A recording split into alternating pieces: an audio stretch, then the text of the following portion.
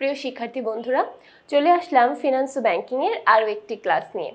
আজকে আমরা আলোচনা করব আমাদের একাদশ অধ্যায়ের পর্ব 2 নিয়ে। এই পর্বের আলোচনাটা কিন্তু খুবই গুরুত্বপূর্ণ, কারণ এই পর্বে আমাদের আলোচনার টপিক থাকছে ব্যাংক হিসাবের প্রকারভেদ, এবং এই ব্যাংক হিসাবের প্রকারভেদ থেকে কিন্তু আমাদের সৃজনশীল প্রশ্ন যেমন আসে, তেমনি সংক্ষিপ্ত বহু নির্বাচনী প্রশ্নের জন্য এটা খুবই গুরুত্বপূর্ণ। তাহলে শুরু করা যাক। সো আজকের পর্বে আমাদের প্রথম যে প্রশ্নটা থাকছে সেটা একটা উদ্দীপক রিলেটেড, এবং এই টাইপের উদ্দীপক কিন্তু আমাদের বহু নির্বাচনী প্রশ্নের জন্য খুবই গুরুত্বপূর্ণ। তো প্রথমে আমরা একটু উদ্দীপকটা বুঝে নেই। বলা হচ্ছে জনাব ফারহানের একটি ব্যাংকের 3টি শাখায়, একটি ব্যাংকেরই 3টি শাখায় জমাকৃত অর্থের তথ্য নিম্নরূপ। মানে তার একটা ব্যাংকেরই 3 ধরনের শাখা এবং 3টা শাখার মধ্যে 3 ধরনের হিসাব আছে। তাহলে প্রথম যে শাখাটা, সেই শাখায় বলা হচ্ছে এক্স শাখা, এখানে তার জমা আছে 1 লক্ষ টাকা। সে এইখান থেকে অল্প কিছু পরিমাণে সুদ পায় এবং সে উত্তোলনও করেছে 50,000 টাকা। তারপরে ওয়াই শাখার কথা বলছে 5 লক্ষ টাকা সে জমা রেখেছে এবং সুদ পাচ্ছে বা মুনাফা পাচ্ছে অনেক বেশি হারে, কিন্তু এখানে কোনো উত্তোলন তিনি করতে পারছেন না বা করেননি। তারপর জেড ব্যাংকে বলা হয়েছে তিনি জমা রেখেছে 2 লক্ষ টাকা, এখানে কোনো সুদ প্রদান করা হয় না এবং তিনি উত্তোলন করেছে 1 লক্ষ টাকা। এবার আসি আমরা প্রশ্নের মধ্যে। প্রশ্নে বলা হচ্ছে 20 নং প্রশ্নে জনাব ফারহান এক্স শাখায় কোন ধরনের হিসাব খোলেন। আচ্ছা, এক্স শাখার যে কথাটা বলা হয়েছিল সেটা হচ্ছে 1 লক্ষ টাকা জমা রেখেছে, অল্প পরিমাণে সুদ পেয়েছে এবং 50,000 টাকা উত্তোলন করতে পেরেছে। আমরা জানি যে হিসাবের মাধ্যমে আমরা সপ্তাহে 2 বারের বেশি উত্তোলন করতে পারি না, কিন্তু জমা রাখার বেলায় যে কোনো সময় যে কোনো অ্যামাউন্ট জমা রাখতে পারি, এবং যে হিসাবের জন্য আমাদেরকে অল্প কিছু পরিমাণ সুদ দেওয়া হয় সেটা হচ্ছে সঞ্চয়ী হিসাব। তাহলে এখানে জনাব ফারহান এক্স শাখায় যে হিসাবটা খোলে সেটা হচ্ছে সঞ্চয়ী হিসাব। তাহলে উত্তরটা হবে ক, সঞ্চয়ী হিসাব। তারপর চলে যাই 21 নং প্রশ্নে। 21 নং প্রশ্নে বলা হয়েছে উদ্দীপকের কোন শাখার হিসাবটি ব্যবসা প্রতিষ্ঠানের জন্য উপযুক্ত।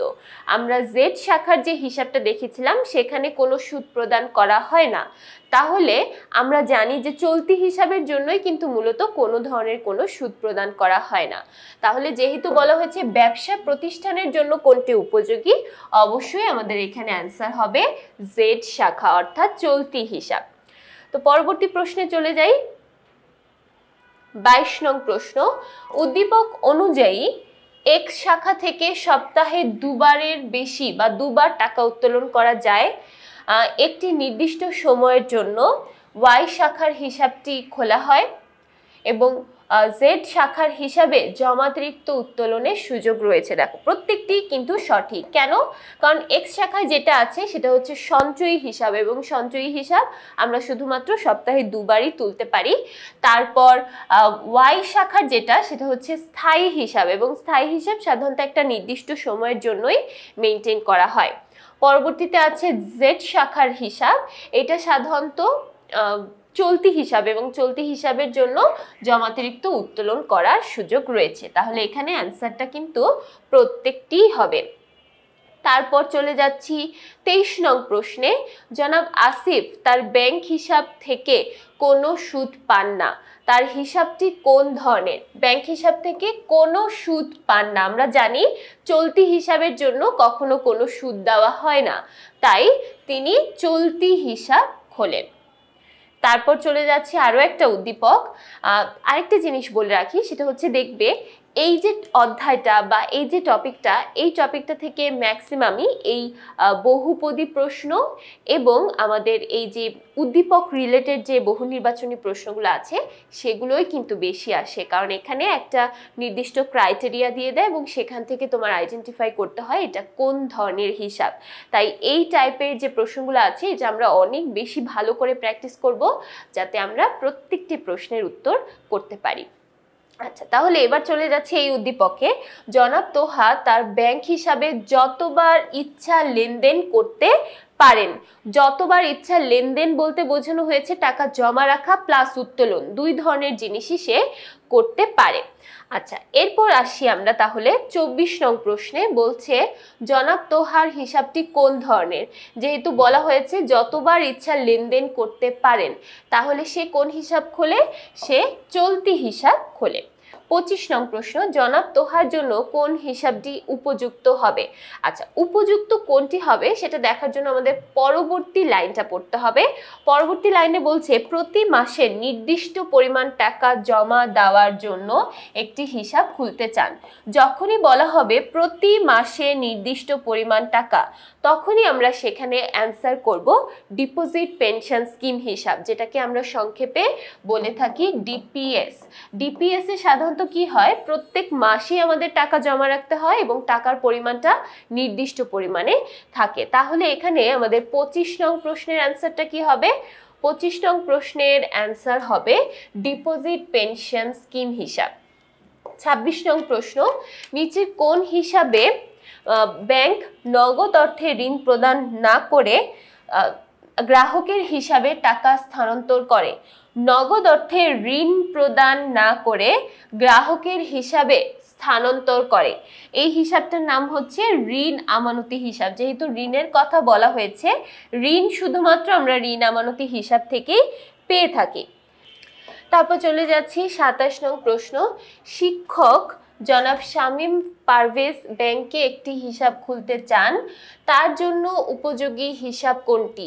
যেহেতু বলা হয়েছে শিক্ষকরা হলেন নির্দিষ্ট আয়ের জনগণের মধ্যে একজন, তাহলে তাদের জন্য অবশ্যই সঞ্চয়ী হিসাবটা উপযোগী হবে। যারা নির্দিষ্ট আয়ের জনগণ, যারা চাকরিজীবী বা যাদের ইনকামটা নির্দিষ্ট পরিমাণে থাকে, তাদের জন্য সঞ্চয়ী হিসাব উপযোগী।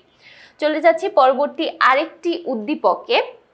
বলা হচ্ছে জনাব সিয়াম তার জমাকৃত টাকা ব্যাংকে জমা রাখতে চাইলে ব্যাংক কর্মকর্তা তাকে কতদিন পর পর টাকা উত্তোলন করবে তা জানতে চান। তিনি 5 বছর পর এককালীন সমুদয় অর্থ উত্তোলনের কথা জানালে ব্যাংক কর্মকর্তা তার জন্য উপযুক্ত হিসাবটি খুলে দেন। দেখো, এখানে বলা হয়েছে তিনি 5 বছর পরে একবারে এককালীন টাকা উত্তোলন করবে, তার আগে সে উত্তোলন করবে না। আমরা জানি নির্দিষ্ট সময় পর্যন্ত যে হিসাবটা খোলা হয় সেটা হলো স্থায়ী হিসাব। তাহলে এখানে অ্যান্সারটা হবে স্থায়ী হিসাব। তারপর চলে যাচ্ছি 29 নং প্রশ্নে, জনাব সিয়াম উক্ত হিসাব থেকে উচ্চ হারে সুদ পাবেন, জমাতিরিক্ত উত্তোলনের সুযোগ পাবেন, প্রয়োজনে 5 বছরের আগেই টাকা ওঠাতে পারবেন। আচ্ছা, এখানে দেখো স্থায়ী হিসাবে কখনো জমাতিরিক্ত উত্তোলনের সুযোগ দেওয়া হয় না, তবে উচ্চ হারে সুদ দেওয়া হয় এবং প্রয়োজনে তুমি চাইলে ওই নির্দিষ্ট সময়ের আগেই টাকা উত্তোলন করতে পারবে, তবে সেক্ষেত্রে সুদের অর্থ কমে যাবে বা ম্যাক্সিমাম ক্ষেত্রে দেখা যায় সুদের অর্থটা আর দেওয়া হয় না। তাহলে এখানে অ্যান্সারটা হবে কি? অ্যান্সারটা হবে খ নং অপশন। তারপর চলে যাচ্ছি আমরা 30 নং প্রশ্নে, সঞ্চয় হিসাবে সপ্তাহে কতবার টাকা জমা রাখা যায়? দেখো, কতবার টাকা জমা রাখা যায় আমরা অবশ্যই একটু খেয়াল করব আমাদের প্রশ্নে কি বলা হয়েছে। এখানে কিন্তু উত্তোলনের কথা বলা হয়নি, বলা হয়েছে কতবার টাকা জমা রাখা যায়। আমরা কিন্তু চাইলে সঞ্চয়ী হিসাবে প্রতিদিনই টাকা জমা রাখতে পারবো এবং একদিনেও চাইলে 2-3 বারও টাকা জমা রাখতে পারবো, কোনো সমস্যা নেই। তাহলে এখানে অ্যান্সার হবে প্রতিদিন। 31 নং প্রশ্ন, অতিরিক্ত অর্থের প্রয়োজন মেটানোর লক্ষ্যে বাণিজ্যিক ব্যাংক ব্যবসায়ীকে কোন হিসাব খোলার মাধ্যমে জমাতিরিক্ত টাকা উত্তোলনের সুবিধা প্রদান করে? অতিরিক্ত অর্থের প্রয়োজন মেটানো সাধারণত ব্যাংক জমাতিরিক্ত উত্তোলনের উদ্দেশ্য, এবং ব্যাংক জমাতিরিক্ত উত্তোলন আমরা শুধুমাত্র চলতি হিসাব থেকেই পেয়ে থাকি।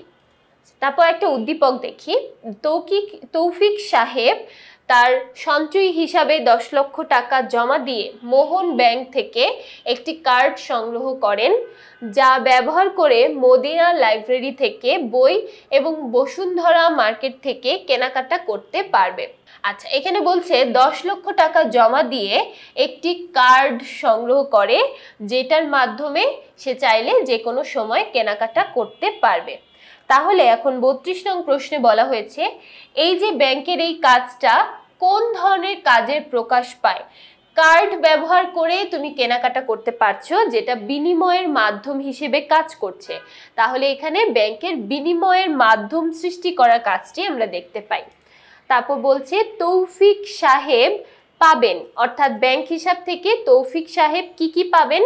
সে অর্থের নিরাপত্তা পাবে, সঞ্চয়ের সুবিধা পাবে। আবার দেখো, যেহেতু একটা কার্ড ব্যবহার করতে পারছে, তাহলে সে কিন্তু ইলেকট্রনিক বিভিন্ন ব্যাংকিং সেবাও পেয়ে যাবে। আরও একটি উদ্দীপক, ব্যবসায়ী মিস্টার কালাম দৈনন্দিন প্রচুর টাকা লেনদেন করেন। ব্যবসা প্রতিষ্ঠানের কাছাকাছি একটি ব্যাংক প্রতিষ্ঠিত হওয়ায় তিনি ব্যাংকটিতে একটি হিসাব খোলেন। আচ্ছা, তাহলে 34 নং প্রশ্নে বলছে কালাম ব্যাংকে কোন ধরনের হিসাব খোলেন? যেহেতু সে একজন ব্যবসায়ী, অবশ্যই তিনি চলতি হিসাব খুলবেন। ব্যবসায়ীরা সবসময় চলতি হিসাবই ব্যবহার করে থাকে। এরপর 35 নং প্রশ্ন, মিস্টার কালাম ব্যাংক হিসাব খোলার ক্ষেত্রে বিবেচনা করেছেন। ব্যাংক হিসাব খোলার ক্ষেত্রে সে কি বিবেচনা করেছে?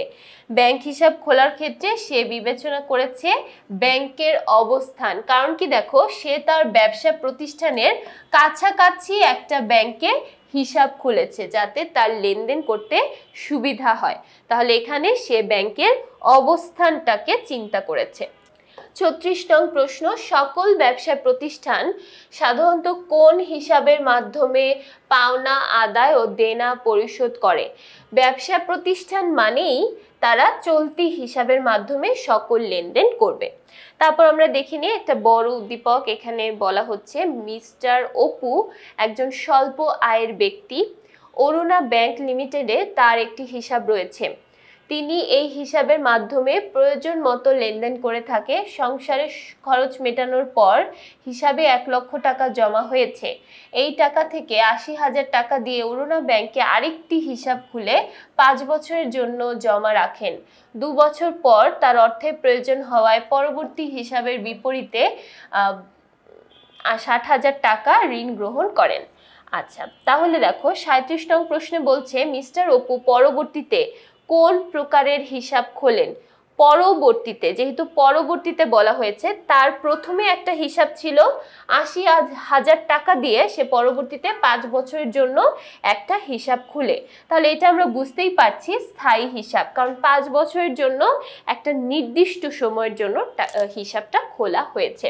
38 নং প্রশ্ন, অপুর ক্ষেত্রে ব্যাংক আমানতের উদ্দেশ্য হলো অর্থের নিরাপত্তা নিশ্চিত করা, অর্থ স্থানান্তর করা, সহজে ঋণ পাওয়া। দেখো, এখানে কিন্তু অর্থের স্থানান্তর হয়নি, তবে তিনি কি করতে পেরেছে? তিনি তার অর্থের নিরাপত্তা নিশ্চিত করেছে এবং সহজে ঋণ পাওয়ার জন্যই কিন্তু সে মূলত এই হিসাবটা পরবর্তীতে 2 বছরের জন্য 60,000 টাকা ঋণ নিল। তাহলে এখানে সহজে ঋণ পাওয়া যায় এবং অর্থের নিরাপত্তা নিশ্চিত করা যায়। পরবর্তী 39 নং প্রশ্ন, রেসিডেন্ট ফরেন কারেন্সি ডিপোজিট হিসাব যাদের জন্য উপযুক্ত তারা হলেন বৈদেশিক মুদ্রায় বেতনপ্রাপ্ত ব্যক্তিবর্গ, তারপর বৈদেশিক বাণিজ্য নিয়োজিত ব্যক্তিবর্গ, বিদেশি পর্যটকবৃন্দ।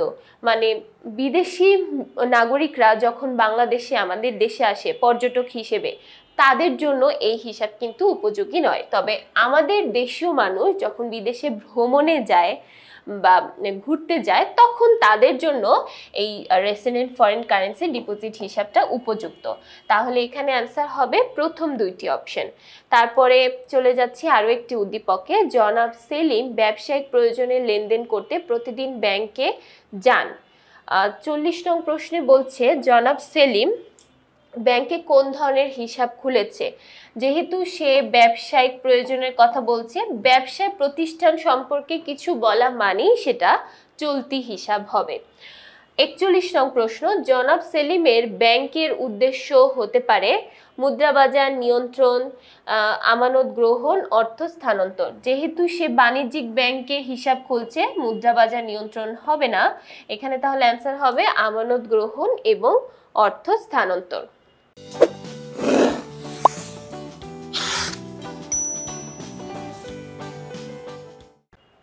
তারপর আমরা আরও একটা উদ্দীপকে চলে যাই এবং এই যে উদ্দীপকটা যেখানে মাল্টিপল হিসাবের তথ্যগুলো দিয়ে দেয়, এই উদ্দীপকটা খুবই গুরুত্বপূর্ণ। তাহলে দেখো প্রথমে বলছে যে পি শাখায় তার 1,00,000 টাকা জমা আছে এবং সেখানে সে 6,000 টাকা মুনাফা পায়, উত্তোলন করতে পারে 20,000 টাকা। তারপর কিউ ব্যাংকে যে শাখা আছে, কিউ শাখা, সেখানে যে হিসাবটা আছে সেখানে সে 2,00,000 টাকা জমা রেখেছে, এখানে সে কোনো মুনাফা বা সুদ পায় না, তবে এখানে উত্তোলন করছে 1,00,000 টাকা। ওকে, তাহলে 42 নং প্রশ্ন, মিস্টার আনিস পদ্মা ব্যাংকের কিউ শাখায় কোন ধরনের হিসাব খুলছে? আচ্ছা, পদ্মা ব্যাংকে বলা হয়েছে যে কোনো সুদ নেই, যেখানে কোনো সুদ প্রদান করা হয় না সেটাই কিন্তু আমরা জানি চলতি হিসাব। চলতি হিসাবে কখনো কোনো সুদ মুনাফা কিছুই প্রদান করা হয় না। তারপর চলে যাচ্ছি আরো একটা উদ্দীপকে, মিস্টার আনিসের একটি ব্যাংকের 3টি শাখা। আচ্ছা, সেম প্যাটার্নে দেখো, এই সেম প্যাটার্নে কিন্তু আরেকটা প্রশ্ন থাকছে। এক্স শাখার মধ্যে 1,00,000 টাকা জমা রেখেছে, 6,000 টাকা মুনাফা পেয়েছে এবং উত্তোলন করতে পেরেছে 20,000 টাকা। ওয়াই শাখার মধ্যে সে 1,50,000 টাকা জমা রেখেছে, কোনো সুদ প্রদান করা হয়নি এবং উত্তোলন করেছে 1,00,000 টাকা। আর জেড শাখার মধ্যে সে 1,00,000 টাকা জমা রেখেছে, এখানে সুদ পাবে 8% হারে, অর্থাৎ হিউজ একটা অ্যামাউন্ট সুদ পাবে এবং এখানে সে কোনো উত্তোলন করতে পারছে না। এবার প্রশ্ন হচ্ছে এক্স শাখায় তিনি কোন ধরনের হিসাব খোলে? যেহেতু জমাও রেখেছে, অল্প কিছু পরিমাণে সুদও পেয়েছে, আবার উত্তোলনও করতে পারছে, তাহলে এখানে যে শাখাটা খোলা হয়েছে সেটি হচ্ছে সঞ্চয়ী হিসাব। 44 নং প্রশ্ন, মিস্টার আনিস এক্স শাখা থেকে সপ্তাহে 2বারে বেশি টাকা উত্তোলন করতে পারবে। হ্যাঁ, এটা ঠিক আছে। চলতি হিসাব থেকে, সঞ্চয়ী হিসাব থেকে 2বারের বেশি টাকা উত্তোলন করা যায় না, ঠিক আছে। আচ্ছা, তাহলে যেহেতু বলা হয়েছে 2বারের বেশি উত্তোলন করতে পারবে, তাহলে কিন্তু এটা আর হচ্ছে না। যদি বলা থাকতো সপ্তাহে 2বার টাকা উত্তোলন করতে পারবে, তাহলে কিন্তু এটা আমরা পিক করতে পারতাম। তাহলে 2 নম্বরটা দেখি। 2 নম্বর বলছি মিস্টার আনিস জেড শাখা থেকে তুলনামূলক উচ্চ হারে সুদ পাবে। হ্যাঁ, এখানে যেহেতু বলা হয়েছে 8% সুদ, তাহলে এটা কিন্তু হিউজ একটা অ্যামাউন্ট। এবং 3 নম্বর অপশন বলছে মিস্টার আনিস ওয়াই শাখা থেকে জমাতিরিক্ত টাকা উত্তোলন করতে পারবে। ওয়াই শাখার মধ্যে যেটা ছিল সেটা হচ্ছে চলতি হিসাব, তাহলে চলতি হিসাব থেকে কিন্তু জমাতিরিক্ত টাকা উত্তোলন করা পসিবল। তাহলে অ্যান্সার হচ্ছে 2 এবং 3, এখানে কিন্তু 1 নং অ্যান্সার হচ্ছে না। তারপর চলে যাচ্ছি 45 নং প্রশ্ন, হাবিব সাহেব হজে যাওয়ার নিয়ত করলেন এবং প্রতি মাসে 5,000 টাকা করে জমাতে চাইলেন। প্রতি মাসে 5,000 টাকা করে জমাতে চাইলেন, তাহলে দেখো এক্ষেত্রে কি হবে? এক্ষেত্রে তার উপযুক্ত হিসাব কি? ডিপোজিট পেনশন স্কিম হিসাব, অর্থাৎ ডিপিএস, কারণ ডিপিএস এ আমরা প্রত্যেক মাসে টাকা জমা রাখি। তারপর চলে যাচ্ছি আরো একটা উদ্দীপকে, মিসেস আয়শা নিজস্ব পুঁজিতে একটি সেলাই মেশিন ক্রয় করে জামা কাপড় বানানো শুরু করলেন। তিনি তার নিকটস্থ বাণিজ্যিক ব্যাংকের শাখা ব্যবস্থাপকের কাছ থেকে হিসাব খোলার ব্যাপারে সিদ্ধান্ত চাইলেন। 46, মিসেস আয়শার জন্য কোন ধরনের হিসাব উপযুক্ত? আচ্ছা দেখো, সে তার নিজস্ব পুঁজিতে সেলাই মেশিন ক্রয় করে জামা কাপড় বানানো শুরু করেন এবং জামা কাপড় বিক্রি করে সে একটা নির্দিষ্ট পরিমাণ অর্থ পাবে, বা নির্দিষ্ট পরিমাণ অর্থ না পেলেও আমরা বলতে পারি তার এই যে জামা কাপড় সেলাই করা, এটার মেইন উদ্দেশ্য হচ্ছে সঞ্চয় করা, ঠিক আছে। কারণ দেখবে যে আমাদের বাসায় যারা আশেপাশে মহিলা যারা টেলার্স থাকে, তাদের মেইন উদ্দেশ্য কিন্তু বিজনেস না, তাদের মেইন উদ্দেশ্য হচ্ছে অল্প কিছু নিজের জন্য জমানো বা সঞ্চয় করা। সেই উদ্দেশ্যেই কিন্তু তারা সাইড হিসেবেও ওই কাজগুলো করে। তাহলে এখানে যেহেতু তার মেইন উদ্দেশ্য সঞ্চয় করা, তাহলে তিনি সঞ্চয়ী হিসাব খুলবেন। এরপর চলে যাচ্ছি 47 নং প্রশ্ন, মিসেস আয়শা তার ব্যাংক থেকে যে ধরনের সেবা ও সুবিধা পেতে পারে তা হলো জমাতিরিক্ত উত্তোলন না। যেহেতু সে সঞ্চয়ী হিসাব খুলেছে, সঞ্চয় হিসাব থেকে জমাতিরিক্ত উত্তোলন করা যায় না। স্বল্প হারে সুদ পাবে এবং যতবার খুশি টাকা জমা রাখতে পারবে, যতবার ইচ্ছা টাকা জমা রাখতে পারবে, এবং এই উদ্দেশ্যতেই কিন্তু মিসেস আয়শা হিসাবটি খুলেছেন। তারপর আরো একটি উদ্দীপক, এখানে দেখো বলা হয়েছে যে এক্স যে শাখাটা, সেই শাখার মধ্যে 3 লক্ষ টাকা জমা রেখেছে, মুনাফা পাচ্ছে 13,000 টাকা, কিন্তু কোনো উত্তোলন করা পসিবল না। ওয়াই ব্যাংকে জমাকৃত টাকা 2 লক্ষ, এখানে কোনো সুদ পাচ্ছে না, উত্তোলন করতে পারছে 1 লক্ষ টাকা। তারপরে আবার জেড ব্যাংকে বলা হয়েছে যে 2,50,000 টাকা জমা করা হয়েছে, মুনাফা পেয়েছে 12,500 টাকা এবং কোনো উত্তোলন পসিবল না। এবার দেখো 48-এ বলছে জেড ব্যাংকে বা জেড শাখায়, যেখানে জেড শাখার মধ্যে যে ইনফরমেশনটা 2,50,000 টাকা জমা রেখেছে এবং মুনাফা পাচ্ছে 12,500। তাহলে এখানে আমাদের মুনাফার হারটা কতটুকু? আমরা মুনাফার হার কিভাবে বের করব? আমরা মুনাফা পেয়েছি 12,500 2,50,000 টাকার উপরে, তাহলে 12,500-কে 2,50,000 দিয়ে ভাগ করে 100 দ্বারা গুণ করলেই কিন্তু আমরা এখানে পেয়ে যাব অ্যান্সারটা, এবং এখানে অ্যান্সারটা দাঁড়াবে 5%।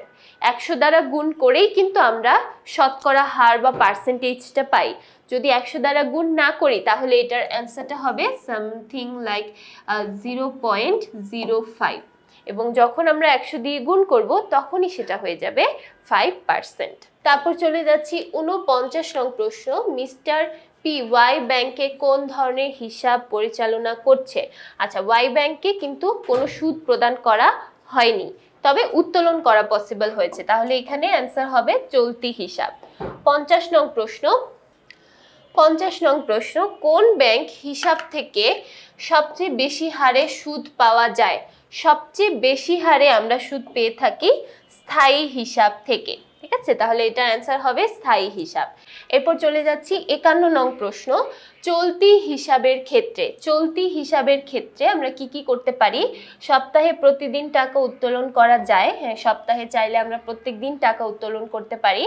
সপ্তাহে দুবার টাকা উত্তোলন করা যায়, এখানে সপ্তাহে দুবার বলতে বোঝানো হয়েছে শুধুমাত্র দুবার টাকা উত্তোলন করা যায়, এটা কিন্তু পসিবল না, তবে আমরা জমাতিরিক্ত টাকা উত্তোলন করতে পারি, তাহলে এখানে অ্যান্সার হবে 2 নং অপশন। তারপর চলে যাচ্ছি 52 নং প্রশ্ন।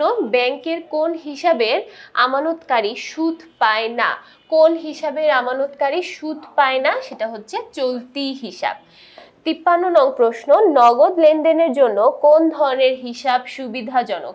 নগদ লেনদেন মানে টাকা জমা রাখা প্লাস উত্তোলন, দুই ধরনের বিষয়ের জন্যই কোন ধরনের হিসাব সুবিধাজনক? এটা হবে চলতি হিসাব।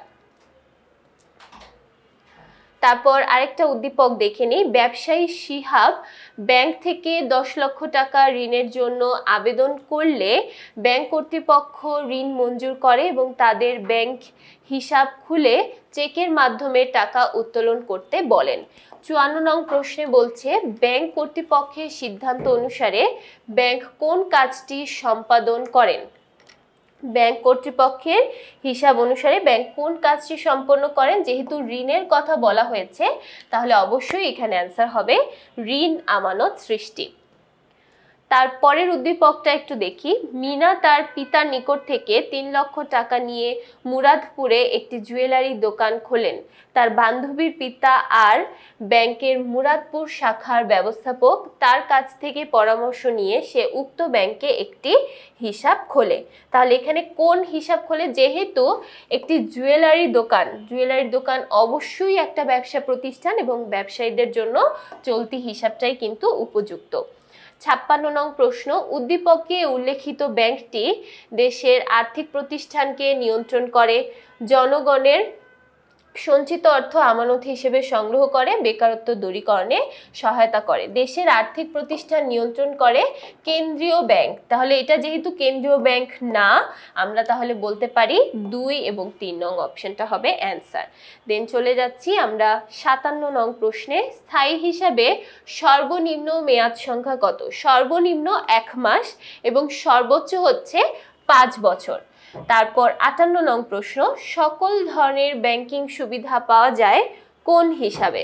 সকল ধরনের ব্যাংকিং সুবিধা আমরা পেয়ে থাকি সঞ্চয়ী হিসাবে, কারণ একবার সঞ্চয়ী হিসাব খুললে তুমি ব্যাংকের যাবতীয় অন্যান্য অনেক সেবা সুবিধা সবকিছু ওই একটা হিসাবের মাধ্যমেই পেয়ে যাবে, যেমন ডেবিট কার্ড, ক্রেডিট কার্ড এবং বিভিন্ন ধরনের আরও এক্সট্রা হিসাব খোলার সার্ভিস সবকিছু তুমি ওই একটা হিসাবের মাধ্যমেই পেয়ে যাবে। 59 নং প্রশ্ন। মিসেস রিনা 10 লক্ষ টাকা 5 বছরের জন্য ব্যাংকে জমা রাখতে চান, তার জন্য কোন ব্যাংক হিসাবটি উপযুক্ত? 10 লক্ষ টাকা 5 বছরের জন্য জমা রাখতে চান, তাহলে অবশ্যই এটা স্থায়ী হিসাব হবে। 60 নং প্রশ্ন, নিয়মিত বিদেশ ভ্রমণকারীদের জন্য, যারা রেগুলার বিদেশে যাতায়াত করে, ভ্রমণ করে, ঘুরতে যায়, তাদের জন্য রেসিডেন্ট ফরেন কারেন্সি ডিপোজিট হিসাবটি উপযুক্ত। 61 নং প্রশ্ন, কোন ধরনের হিসাবে গ্রাহককে চেক বই প্রদান করা হয় না? যেহেতু স্থায়ী হিসাবের জন্য আমরা কখনো উত্তোলন করি না, স্থায়ী হিসাবে উত্তোলন করতে হয় না টাকা, তাই এই হিসাবের জন্য কখনো চেক বই প্রদান করা হয় না। তবে চলতি হিসাব, সঞ্চয় হিসাব, এই দুইটা হিসাবের জন্য চেক বই প্রদান করা হয়। 62 নং প্রশ্ন, সঞ্চয়ী আমানতের ওপর সুদ পাওয়া যায় কত পার্সেন্ট? 5 থেকে 7%, 5, 6 অথবা 7, এই 3% মধ্যেই সাধারণত থাকে।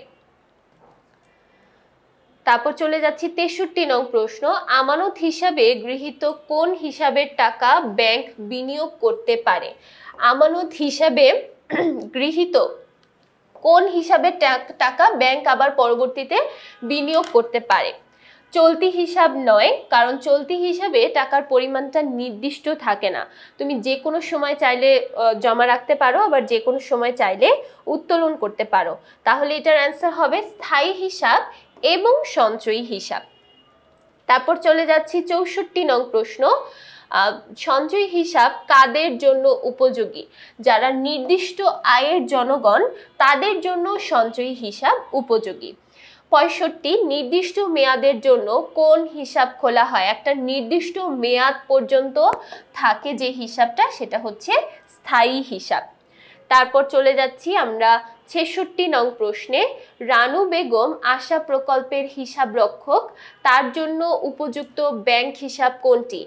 আশা প্রকল্পের হিসাব রক্ষক এবং হিসাব রক্ষকরা কিন্তু সাধারণত নির্দিষ্ট আয়ের জনগণ হয়, তো সে যেহেতু নির্দিষ্ট আয়ের জনগণ, আমরা তার জন্য সঞ্চয়ী হিসাব উপযোগী বলতে পারি। 67, সমাজের নির্দিষ্ট আয়ের জনগণের জন্য উপযোগী কোনটা? এটা আমরা অলরেডি পড়েছি, সঞ্চয়ী হিসাব। এরপর 68 নং প্রশ্ন, জনাব তারিক প্রতিবেশী দেশ থেকে চাল আমদানি করে। দেখো, প্রতিবেশী দেশ থেকে সে চাল আমদানি করে, তাহলে সে যেহেতু একটা ব্যবসার সাথে জড়িত, আমদানি রপ্তানি ব্যবসায়, তাহলে অবশ্যই তার জন্য চলতি হিসাবে কিন্তু উপযোগী হবে। 69, নিচের কোন হিসাবে জমাতিরিক্ত অর্থ উত্তোলনের সুবিধা বিদ্যমান? জমাতিরিক্ত অর্থ উত্তোলন করা শুধুমাত্র চলতি হিসাবেই সম্ভব, অন্য কোনো হিসাবেই কিন্তু এই সুযোগ সুবিধাটি নেই, তাহলে এখানে অ্যান্সার হবে চলতি হিসাব। তারপর আরেকটা উদ্দীপক আমরা দেখি, জনাব শাহিন তার ব্যাংক হিসাবে যতবার ইচ্ছা লেনদেন করতে পারেন। যতবার ইচ্ছা লেনদেন করতে পারেন, কিন্তু তিনি এমন একটি ইলেকট্রনিক ব্যাংকিং সুবিধা পেতে চান যেন তার ব্যাংক হিসাবের টাকা কেনাকাটা করে মূল্য পরিশোধ করতে পারেন। 70 নং প্রশ্ন বলছে, জনাব শাহিনের হিসাবটি কোন ধরনের হিসাব? আচ্ছা, যেহেতু সে ব্যবসা প্রতিষ্ঠানের সাথে জড়িত, তাহলে অবশ্যই তার হিসাবটি হবে চলতি হিসাব। 71 নং প্রশ্ন, জনাব শাহিনের ইলেকট্রনিক ব্যাংকিং এর সেবাটির ক্ষেত্রে প্রয়োজন। ইলেকট্রনিক ব্যাংকিং এর সেবার ক্ষেত্রে তার কি প্রয়োজন? যেহেতু সে একটা card, debit card, credit card পাওয়ার ইচ্ছা রাখছে, তাহলে তার জন্য অবশ্যই একটা ইলেকট্রনিক মেশিন দরকার, যেটাকে আমরা এটিএম বলে থাকি। তারপর যেটা দরকার সেটা হচ্ছে নিজ ব্যাংক হিসাবে অর্থ জমা রাখা। যেহেতু সে ডেবিট কার্ড খোলার বা ডেবিট কার্ড পাওয়ার ইচ্ছা রাখছে, তাহলে অবশ্যই তার এটিএম তো লাগবেই, এটিএম এর পাশাপাশি তার নিজের ব্যাংক হিসাবে অর্থ জমা থাকাও দরকার পড়বে। 72 নং প্রশ্ন, একজন অটো রিক্সা ব্যবসায়ীর জন্য, দেখো অটো রিক্সার ব্যবসায়ী যারা, মানে অটো রিক্সা ভাড়া দেয় যারা, তাদের জন্য কোন হিসাব উপযোগী? যেহেতু তারাও একজন ব্যবসায়ী, অবশ্যই তাদের জন্য চলতি হিসাবই উপযোগী হবে। 73 নং প্রশ্ন, কোন হিসাবে দৈনিক ইচ্ছে মতো টাকা জমা দেওয়া যায়? দৈনিক ইচ্ছে মতো টাকা জমা রাখার কথা বলা হয়েছে, তাহলে এটা কিন্তু চলতি হিসাবও হয়, সঞ্চয়ী হিসাবও হয়, কিন্তু যেহেতু আমাদের অপশনে সঞ্চয় হিসাব আছে, আমরা অবশ্যই সঞ্চয় হিসাবটাই অ্যান্সার করব। ৭৪ নং প্রশ্ন, ব্যবসায়ীদের কাছে কোন হিসাবটি জনপ্রিয়? ব্যবসায়ীদের কাছে সবসময় চলতি হিসাব জনপ্রিয়।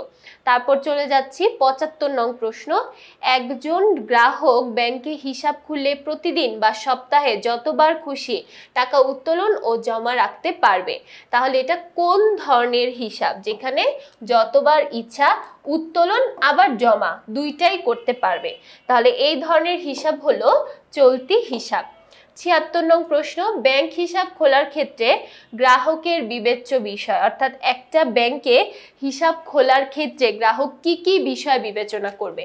প্রথমত বিবেচনা করবে সেই ব্যাংক থেকে কি কি সুযোগ সুবিধা পাওয়া যাচ্ছে সেই বিষয়টা, অর্থাৎ বহুমুখী সেবা, এবং তারপর বিবেচনা করবে সেই ব্যাংকের ঋণ সুবিধাটা ঠিক কতটুকু। আয়ের উৎস কিন্তু এখানে বিবেচ্য বিষয় নয়। তাহলে এখানে অ্যান্সার হচ্ছে ১ এবং ৩ নং অপশন। তারপর চলে যাচ্ছি ৭৭ নং প্রশ্ন, এখানে বলা হচ্ছে কখন ব্যাংক হিসাব খোলার যাবতীয় কার্যক্রম সমাপ্ত হয়, অর্থাৎ কখন আমার সব কাজকর্ম শেষ হয়ে যাবে? যখন প্রাথমিক আমানত জমা করবে, অর্থাৎ একদম শুরুতে আমাদের ব্যাংকে যে টাকাটা জমা রাখতে হয় ১,০০০ বা ৫০০ যাই জমা রাখো, ওই টাকাটা জমা রাখার সাথে সাথে ব্যাংক হিসাব খুলে যাবে।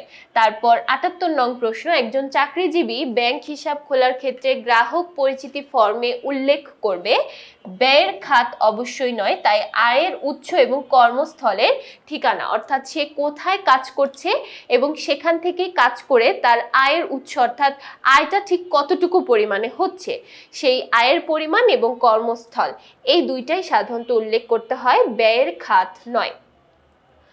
তারপর চলে যাচ্ছি ৭৯ নং প্রশ্ন, ব্যাংকে হিসাব খোলার ক্ষেত্রে প্রয়োজন হয় না, দেখো বলছে যে কোনটা প্রয়োজন পড়বে না। আমাদের জাতীয় পরিচয়পত্র প্রয়োজন পড়ে, কিন্তু প্রয়োজন পড়ে না যেটা, সেটা হচ্ছে চাকরির অভিজ্ঞতা সনদ এবং শিক্ষাগত যোগ্যতা, এই দুইটার একদমই প্রয়োজন পড়ে না। তারপর চলে যাচ্ছি ৮০ নং প্রশ্ন, ব্যাংক হিসাব বন্ধের জন্য কোনটি দরকার? তুমি যদি ব্যাংক হিসাব বন্ধ করতে চাও তাহলে ব্যাংককে একটা লিখিত আবেদন প্রথমে দিতে হয় যে আমি আমার এই হিসাবটি বন্ধ করতে চাই। তাহলে প্রথমে যেটা দরকার পড়ে সেটা হচ্ছে অনুরোধপত্র বা অনুমতিপত্র বলা যেতে পারে। তাহলে এই ছিল আমাদের এই পর্বের, অর্থাৎ একাদশ অধ্যায়ের পর্ব ২ এর আলোচনা। আশা করছি প্রত্যেকটা প্রশ্নই সবাই খুব ভালোভাবে বুঝতে পেরেছো। তো পরবর্তী পর্বগুলো দেখার জন্য সবাইকে আবারও আমন্ত্রণ জানাচ্ছি। সবাইকে ধন্যবাদ।